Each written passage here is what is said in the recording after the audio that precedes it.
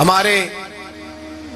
قادریہ سلسلے کے ایک شیخ گزرے ہیں میر سید عبدالواحد بلگرامی رحمت اللہ علیہ، بہت بڑے درویش تھے، اعلیٰ حضرت کا پیر خانہ موریرہ شریف اور میرارہ والے بلگرام کے مرید ہیں۔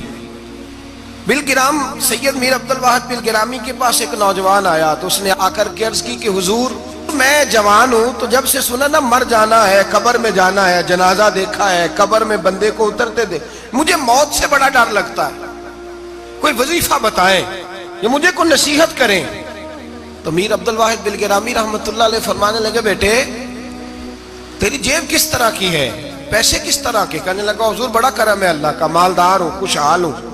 آپ نے فرمایا ایک پروگرام، یہ نہیں اس کو نفسیاتی طور پہ مطمئن نہیں کیا، نہ آپ نے اسے کوئی وظیفہ بتایا، نہ ذہنی طور پر اسے کوئی لیکچر دیا، کہ فرمایا تیری مالی پوزیشن کس طرح کی ہے؟ کہنے لگا حضور میں الحمدللہ مالدار ہوں، اللہ نے مجھے نوازا ہوا ہے۔ آپ فرمانے لگے اس طرح کر، روزانہ کی بنیاد پہ صدقہ دینا شروع کر،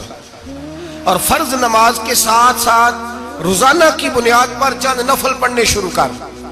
صدقہ روز دے، 10 روپے دے لیکن دینے روزانہ ہے، 15 روپے دے لیکن دینے روزانہ ہے، روزانہ کی بنیاد پر صدقہ کر۔ بچہ کہتا ہے میں بھی حیران تھا کہ حضرت میں تو وظیفہ پوچھنے آیا تھا کہ موت سے ڈر لگتا ہے، انہوں نے مجھے صدقے پہ لگا دیا، نفل پہ لگا دیا، وہ تو کام میں کر رہا ہوں۔ خیر بزرگ تھے، وظیفہ پڑھنے لگا، صدقہ دینے لگا، اللہ اللہ کرنے لگا۔ فرماتے ہیں کچھ دن بیت گئے تو میر عبدالواحد بلگرامی رحمت اللہ علیہ 6-7 ماہ کے بعد دوبارہ ملاقات ہوئی تو فرمانے لگے بیٹے اب تیرا کیا حال ہے؟ تو وہ نوجوان کہنے لگا حضور اب مجھے مرنے سے ڈر نہیں لگتا، بلکہ اب تو میرا مرنے کو دل کرتا ہے،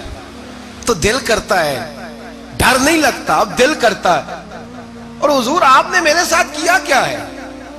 کہ میرا تو دل کرنے لگا ہے مرنے کو، خوف نکل گیا ہے، دل کرنے لگا ہے میں جاؤں۔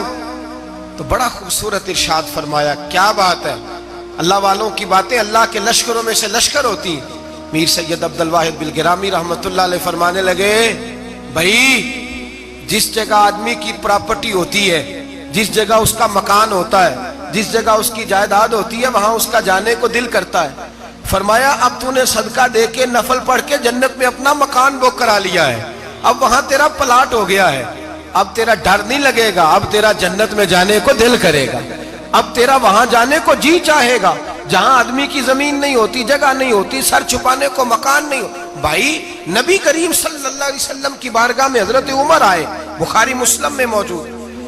کہتے ہیں حضور اٹھے چارپائی سے تو نبی پاک کے کمر مبارک پر موٹے موٹے بان کے نشان تھے۔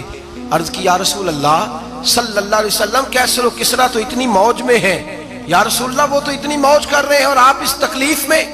تو محبوب نے فرمایا عمر کیا تم یہ پسند نہیں کرتے کہ وہ دنیا میں موج کر لے اور اللہ آخرت کی ساری عزتیں ہمیں ہی عطا فرما دے؟ فرمایا میں تمہاری دنیا سے کچھ لینے نہیں آیا، میں تو بطور مسافر یہاں وقت گزار کے پیغام الہی دینے آیا۔ تو میرے بھائی جب توحید باری تعالیٰ پر توجہ ہوتی ہے پھر دنیا کی لذتوں پہ دل نہیں لگتا، پھر انسان ساری محنت آخرت کے لیے کرتا ہے، پھر اس کا خیال آخرت کی طرف رہتا ہے۔ اور میرے اعلیٰ حضرت فاضل و محدث بریلوی رحمت اللہ تعالیٰ علیہ فرماتے ہیں جب تیری توجہ توحید باری تعالیٰ کی طرف ہوتی ہے نا پھر تو اپنے آپ کو سنبھال کے نہیں رکھتا، پھر تو تیرا دل کرتا ہے میں جیوں بھی تو اللہ کے لیے، مروں بھی تو، بول کے بتائیے، جیوں بھی تو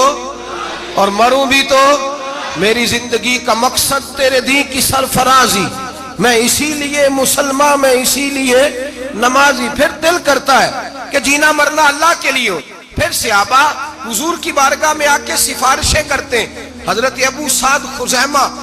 بڑی عجیب حدیث اور بڑا نرالا رنگ اس روایت کا، حضرت ابو سعد خزیمہ رضی اللہ تعالیٰ عنہ، ان کے بیٹے، ان کا نام سعد تھا، بیٹے بدر میں شہید ہو گئے۔ حضور نے احد کے لیے اعلان کیا تو حضرت خزیمہ آئے نبی پاک کی بارگاہ میں اور آ کے کھڑے ہوئے تو عرض کرنے لگے محبوبہ میں دعا کرانے آیا ہوں۔ صحابہ کہتے ہیں لب و لہجے میں اتنا حسن تھا، گفتگو میں اتنی مٹھاس تھی، اس کی بولی کے اندر اتنا پیار تھا کہ ہمارے دل مائل ہو گئے کہ یہ کیا کہنے آئے۔ حضرت خزیمہ عرض کرنے لگے یا رسول اللہ صلی اللہ علیہ وسلم میرا صاحبزادہ میرے بیٹے محمد سعد وہ بدر میں شہید ہو گئے تھے، یا رسول اللہ میں شہادت سے رہ گیا تھا۔ حضور ہم دونوں باپ بیٹے کا ارادہ تھا جہاد میں آنے کا، ہم دونوں کا پروگرام تھا، وہ کہتا تھا میں جاؤں گا، میں کہتا تھا میں جاؤں گا۔ پھر ہم نے قرعہ اندازی کی تو قرہ میرے بیٹے کے نام نکلا، بیٹا میرا آیا بدر میں، پھر اللہ تبارک و تعالیٰ نے اسے شہادت عطا فرمائی، وہ شہید ہو گیا۔ یا رسول اللہ صلی اللہ علیہ وسلم، آپ نے کل اعلان فرمایا ہے کہ احد کے لیے جانا ہے، اور رات ہی کو میرا بیٹا مجھے خواب میں ملا ہے، اور میں نے دیکھا ہے وہ تو جنت کی نہروں کے قریب سیرے کر رہا ہے، اور مجھے کہہ رہے ابا جی جلدی آ جائیں، یہاں مل کے رہیں گے، مل کے وقت گزاریں گے۔ یا رسول اللہ صلی اللہ علیہ وسلم، میں بے چین ہو گیا ہوں اس کے پاس جانے کے لیے، دعا فرمائے اللہ مجھے بھی شہادت عطا فرما دے، اللہ مجھے بھی شہادت دے دے۔ صحابہ کہتے ہیں اس کی عجیب، اس کا دعا کرانے کا، ہم نے تو دیکھا تھا لوگ دعا کرانے آتے ہیں کوئی مصیبت کے لیے، کوئی پریشانی کے لیے، کوئی آزمائش کے لیے، کوئی بیماری کے لیے۔ یہ مصطفیٰ کریم کے صحابہ کا بارگاہ خداوندی پر اعتماد، توحید باری تعالیٰ پر نظر، کہ وہ کہتے ہیں ہم تو اللہ کے لیے جان دینے کی دعا کرانے آئے، دعا کریں اللہ ہمیں اپنے رستے میں شہادت کی موت دے۔ صحابہ کہتے ہیں نبی پاک نے دعا فرمائی، پھر ہم نے حضور کی دعا کو قبول ہوتے بھی دیکھا، ہم نے اپنی آنکھوں سے مصطفیٰ کی دعا کو قبول ہوتے دیکھا، ہم نے جناب خزیمہ کو احد کے میدان میں شہید ہوتے دیکھا، اور میرے رسول پاک صلی اللہ علیہ وسلم کے صحابہ ان کی طرف دیکھتے تو رشک کرتے، فخر کرتے، کہتے دیکھو یہ وہ غلام ہے جو حضور سے دعا لے کر کے دنیا سے گیا۔ آج جو لوگوں کا مرنے کو دل نہیں کرتا، آج بڑی بڑی بلڈنگیں بناتے ہیں، بڑی بڑی عمارتیں کھڑی کرتے ہیں، بڑی بڑی جائیدادیں بناتے ہیں، ہر بینک میں اکاؤنٹ کھلواتے ہیں، سرمایہ پیسہ دنیا داری بناتے ہیں، تعلقات بناتے ہیں، سیاسی سماجی رشتے، دنیا داری کے جھوٹ کے ناطے۔ توحید باری تعالیٰ پر جب اعتماد ہوتا ہے تو انسان جس رشتے کو مضبوط کرنا چاہتا ہے وہ یا خدا کا رشتہ ہوتا ہے یا محمد مصطفیٰ کا رشتہ ہوتا ہے، باقی تو پھر اس کی توجہ ہٹ جاتی، باقی تو ہٹ جاتی ہے توجہ، پھر وہ یہ دیکھتا ہے کہ خدا رسول کے ساتھ رشتہ کس طرح مضبوط ہو سکتا ہے۔ میرے بھائی، توحید باری تعالیٰ اللہ کے رستے میں مرنے کا جذبہ دیتی ہے، راہ الہی میں نکلنے کا شوق پیدا کرتی ہے۔ اللہ تبارک و تعالیٰ کی توحید جب تو کامل طور پر مانتا ہے پھر تیرا آگے بڑھنے کو دل کرتا ہے۔ حضرت سیدنا انس بن مالک رضی اللہ تعالیٰ عنہ فرماتے ہیں، الترغیب والترہیب میں حدیث مبارکہ موجود ہے، فرماتے ہیں احد کے میدان میں یا اس کے علاوہ کوئی ایسا موقع تھا کہ ایک صحابی حضور کی بارگاہ میں آئے، عرض کرنے لگے یا رسول اللہ صلی اللہ علیہ وسلم، ایک تو میں غریب ہوں، دوسرا میری شکل صورت خوبصورت نہیں، تیسرا میرے وجود سے بدبو نکلتی ہے،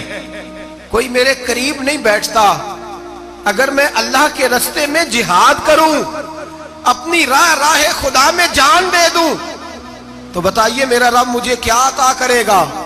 تو نبی پاک نے فرمایا اگر تو شہید ہو گیا تو سارے دروازے کھل جائیں گے جنت کے، سیدھا جنت میں جائے گا۔ یقین کامل دیکھیے، احد کے میدان میں تلوار پکڑی، جہاد کیا، شہید ہو گئے، صحابہ کہتے ہیں نبی پاک اس کے سرانے آ کے کھڑے ہوئے، اور کیا خوبصورت جملے ارشاد فرمائے اللہ تبارک و تعالیٰ نے اس کی بدصورتی کو خوبصورتی میں بدل دیا ہے، اللہ نے اس کے وجود سے آنے والی بدبو کو خوشبو سے بدل دیا، اور نبی پاک علیہ السلام فرمانے لگے جنت کی حور دروازہ کھول کے اسے کہہ رہی ہے آ جا جلدی جلدی، اللہ نے تیرا نکاح میرے ساتھ فرما دیا ہے، جلدی آ جا، میں